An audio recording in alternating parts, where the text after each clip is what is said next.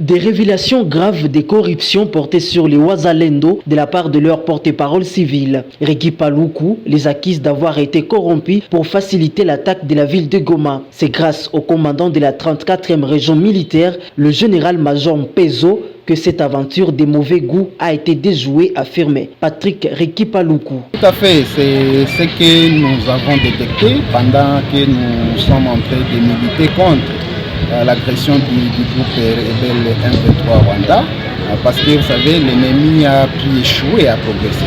Alors l'objectif de l'ennemi, c'était de trouver une autre facette ou une autre stratégie pour pénétrer les Wazalendo qui se sont mobilisés et qui font face aux côtés des FARDC pour stopper cette agression du Rwanda sur le territoire congolais. Raison pour laquelle le commandant région avec qui nous avons échangé, il a donné des instructions claires. C'est-à-dire, ils ont, même au niveau de FARDC, cette information y est déjà, et c'est pourquoi on savait qu'il y a beaucoup parmi les Wazalendo, notamment les commandants, des troupes qui ont reçu l'argent venant du Rwanda. Alors, ils ont corrompu certains parmi les commandants des Wazalendo, et nous, au niveau des renseignements, nous avons partagé ces informations et les noms de certains commandants déjà cités. Et le FARDC et les commandements militaires au Nord Kivu à travers le général Bruno qui a donné l'instruction claire de traquer tous les commandants Wazalendo et toutes les troupes déjà corrompues.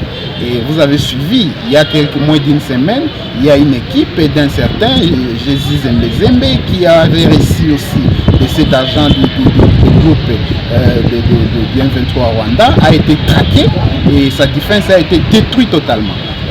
C'est-à-dire, c'est une phase que nous avons commencé et nous sommes en train de participer aux côtés des FARDC à la traque de tout celui qui a touché de l'argent sale du M23 Rwanda pour pénétrer les groupes de Wazalendo et pour fragiliser les Wazalendo parce que vous savez, c'est une force résistante des patriotes congolais qui se sont donnés corps et âme et sont prêts à donner leur vie pourvu qu'ils sauvent la nation contre cette agression du M23 Rwanda.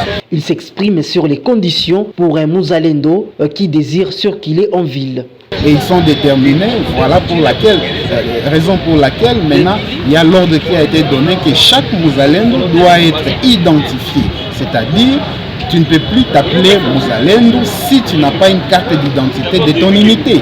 Si tu n'as pas une feuille de route, tu ne peux pas circuler dans la ville. Et aucune arme de Muzalendo ou un Muzalendo ne peut pas circuler dans la ville de Goma et partout au Nord Kivu avec une arme en pleine ville.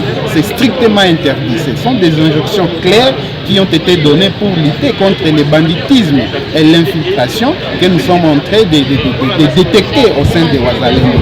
Voilà la stratégie que nous avons adoptée et ça marche positivement parce que nous faisons tout ce travail en connivence et avec les commandements militaires qui nous appuient, qui appuient les Wazalendo dans toutes les démarches qu'ils sont en train de faire pour lutter contre cette infiltration et le banditisme que nous voyons, tout le monde peut se faire passer comme étant Wazalendo. Les Wazalendo sont des patriotes congolais qui s'engagent à défendre la patrie dans la guerre d'agression.